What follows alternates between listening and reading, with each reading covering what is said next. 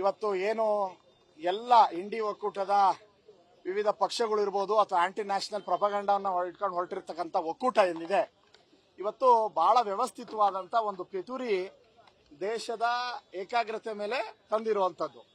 ಇವತ್ತು NDA ಸರ್ಕಾರ ಉತ್ತಮವಾದಂಥ ಒಂದು ಮಳೆಗಾಲದ ಅಧಿವೇಶನವನ್ನ ಕರೆದು ಅದರಲ್ಲಿ ಬೇಕಾಗಿರ್ತಕ್ಕಂಥ ಎಲ್ಲ ಆರೋಗ್ಯಕರ ಚರ್ಚೆ ಮಾಡಬೇಕು ಅಂತ ಹೊರಟಂತ ಸಂದರ್ಭದಲ್ಲಿ ಇವತ್ತು ವಿರೋಧ ಪಕ್ಷದವ್ರಿಗೆ ಏನಾಗಿದೆ, ಅವ್ರಿಗೆ ಯಾವ ಅಜೆಂಡಾನೇ ಇಲ್ಲ ಒಳಗಡೆ ಪಾರ್ಲಿಮೆಂಟ್ ಅಲ್ಲಿ ಮಾತಾಡಕ್ಕಾಗಿ, ಸಂವಿಧಾನದಲ್ಲಿ ವಿಚಾರವಾಗಲಿ ಯಾವುದೇ ವಿಷಯದಲ್ಲಿ ಸಿಗ್ತಾ ಇಲ್ಲ. 12 ವರ್ಷ ಮೋದಿಜಿಯವರು ಕೊಟ್ಟಂತ ಸುದೀರ್ಘವಾದಂತ ಏನು ಒಂದು ಅಭಿವೃದ್ಧಿಯ ಪಥ ಇದೆ ಆಡಳಿತದಲ್ಲಿ, ಇವತ್ತು ಪ್ರಾಯಶಃ ಯಾವುದೇ ಲೋಪ ಕಾಣದೇ ಇರೋಂಥ ಸಂದರ್ಭದಲ್ಲಿ ಈ ತರ ಒಂದು ಆಂಟಿ ನ್ಯಾಷನಲ್ ಪ್ರೊಪಗಂಡವನ್ನ ತರೋದಕ್ಕೋಸ್ಕರ ಈ ಕೆಲಸವನ್ನ ಮಾಡ್ತಾ ಇದ್ದಾರೆ. ಅದರಲ್ಲಿ ನೀಟ್ ಪೇಪರ್ ಲೀಕ್ ಆಗಿರುವಂತದ್ದು ಎಲ್ಲರೂ ಒಪ್ಪಿದ್ದಾರೆ ಆ ವಿಷಯನ.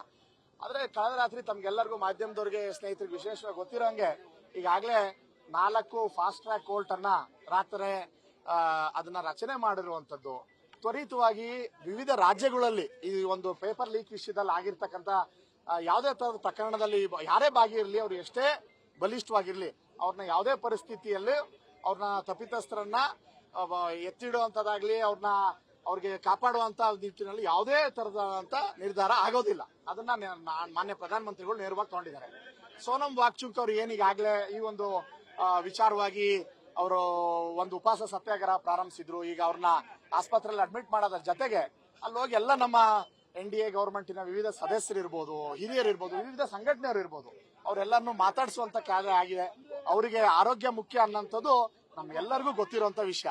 ಆ ನಿಟ್ಟಿನಲ್ಲಿ ಇವತ್ತು ಸ್ಟೂಡೆಂಟ್ಸ್ ಅನ್ನ ಈ ಕಾಕ್ರೋಚ್ ಜನತಾ ಪಾರ್ಟಿ ಅಂತ ಏನು ಎಬ್ಸಿ ಅದೊಂದು ಅನ್ರಿಜಿಸ್ಟರ್ಡ್ ಪಾರ್ಟಿ, ಅದೇನೋ ಅದಕ್ಕೆ ಅಸ್ತಿತ್ವನೂ ಇಲ್ಲ ಅಂದ್ರೂ ಸುಮ್ಮನೆ ಒಂದು ಫ್ಯಾನ್ ಪೇಜ್ ತರ ಅವ್ರನ್ನ ಕ್ರಿಯೇಟ್ ಮಾಡಿ ಜನಸಾಮಾನ್ಯರಲ್ಲಿ, ಅದು ವಿಶೇಷವಾಗಿ ನಮ್ಮ ಯುವ ಪ್ರತಿಭೆಗಳು ಏನಿದಾವೆ ಈ ದೇಶದ ಬೆನ್ನೆಲುಬಾಗಿರ್ತಕ್ಕಂಥ ಯುವಕರಿಗೆ ಅದು ನೆಗೆಟಿವ್ ಆಂಟಿ ನ್ಯಾಷನಲ್ ಪ್ರೊಪಗಂಡವನ್ನ ತರುವಂತ ಕೆಲಸವನ್ನ ಮಾಡ್ತಾ ಇದ್ದಾರೆ. ಮತ್ತೆ ಈ ರಾಜ್ಯದ ಅಷ್ಟೇ ಅಲ್ಲ, ಇಡೀ ದೇಶದಲ್ಲಿ ವಿವಿಧ ಹಂತದಲ್ಲಿ ಇದನ್ನ ತಗೊಂಡು ಹೋಗ್ಬೇಕು, ಒಟ್ಟಲ್ಲಿ ಅವರು ಅದಕ್ಕೆ ಬಗ್ಗೆ ಗೋಜನ್ ತರಬೇಕು ಅಂತ. ಯಾಕಂದ್ರೆ ಎಷ್ಟೋ ಜನ ಇಂಟರ್ವ್ಯೂ ಮಾಡಿ ನೋಡ್ತಾ ಇದ್ದಾರೆ.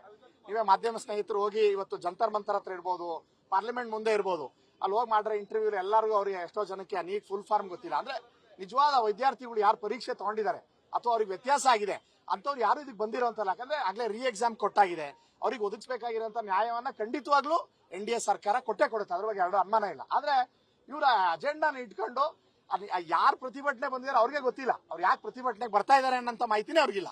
ಆದ್ರೆ ಅದು ಕರೆಸಿ ತಂದು ನಿಂತ್ಕಳಿಯಲ್ಲಿ ಅನ್ನೋದು ಮತ್ತೆ ಮೀಡಿಯಾಗೋಸ್ಕರ ಬಂದಂತ ಸಂದರ್ಭದಲ್ಲಿ ನೀವು ನೋಡಬಹುದು ವಿವಿಧ ಕ್ಲಿಪ್ಸ್ ಅನ್ನ ತಾವೆಲ್ಲರೂ ಮಾಧ್ಯಮ ಸ್ನೇಹಿತರು ತಗೊಂಡ್ರೆ ವ್ಯವಸ್ಥಿತವಾಗಿ ಬಂದು ಮಾನ್ಯ ಪ್ರಧಾನಮಂತ್ರಿಗಳು ಮನೆ ಮುಂದೆ ಮುತ್ತಿಗೆ ಹಾಕುವಂಥದ್ದು, ಸಂಸತ್ ಮುಂದೆ ಹೋಗ್ಬಿಟ್ಟು ಈ ಒಂದು ನಡೀತಿರುವಂತ ಮಳೆಗಾಲದ ಅಧಿವೇಶನವನ್ನ ತಡೆ ಹಿಡಿಯುವಂಥದ್ದು, ಇದು ಯಾವುದು ಸಂವಿಧಾನಾತ್ಮಕವಾದಂತ ವಿಚಾರ ಅಲ್ಲ.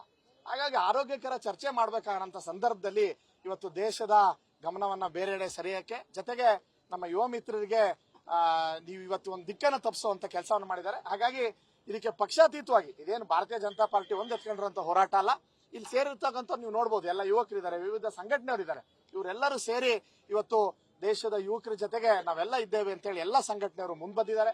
ಅದ್ರ ಜೊತೆಗೆ ಯುವ ಮಿತ್ರರಿಗೆ ಹೋಗ್ತಿರುವಂತ ಸೆಲ್ತಿರುವಂತ ಮಾಹಿತಿ ಏನ್ ಕೊರತೆ ಇದೆ, ತಪ್ಪು ಮಾಹಿತಿಗಳು ಏನ್ ಕೊಡ್ತಾ ಇದ್ದಾರೆ, ಅದ್ರ ಬಗ್ಗೆ ತಿಳುವಳಿಕೆ ಜಾಗೃತಿಯನ್ನ ಮೂಡಿಸೋಕೋಸ್ಕರ ಇವತ್ತು ನಾವೆಲ್ಲರೂ ಇವ್ರ ಜೊತೆಗೆ ಕೈ ಜೋಡಿಸಿರುವಂತದ್ದು.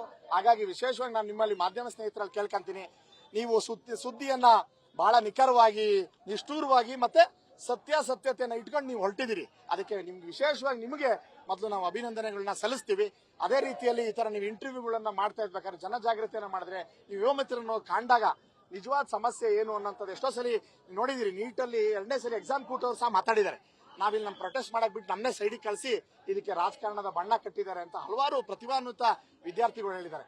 ಅವರೆಲ್ಲರ ಧ್ವನಿಯಾಗಿ ಇವತ್ತೊಂದು ಬೃಹತ್ ಹೋರಾಟವನ್ನ ಹಮ್ಮಿಕೊಂಡಿದ್ದೇವೆ. ಇದು ಎಲ್ಲಿವರೆಗೂ ನ್ಯಾಯ ಸಿಗುತ್ತೆ ಅಲ್ಲಿವರೆಗೂ ಎಲ್ಲ ಒಕ್ಕೂಟಗಳು ಒಗ್ಗಟ್ಟಿನಿಂದ ಯುವ ಮಿತ್ರರೊಂದಿಗೆ ಇದ್ದು ದೇಶದ ಪ್ರಗತಿಗೆ, ಉತ್ತಮವಾದ ಆಡಳಿತದೊಂದಿಗೆ ನಾವೆಲ್ಲರೂ ನರೇಂದ್ರ ಮೋದಿ ಜೊತೆ ನಿಲ್ತೀವಿ ಅಂತ ಈ ಸಂದರ್ಭದಲ್ಲಿ ಹೇಳಲಿಕ್ಕೆ ಬಯಸ್ತೇನೆ.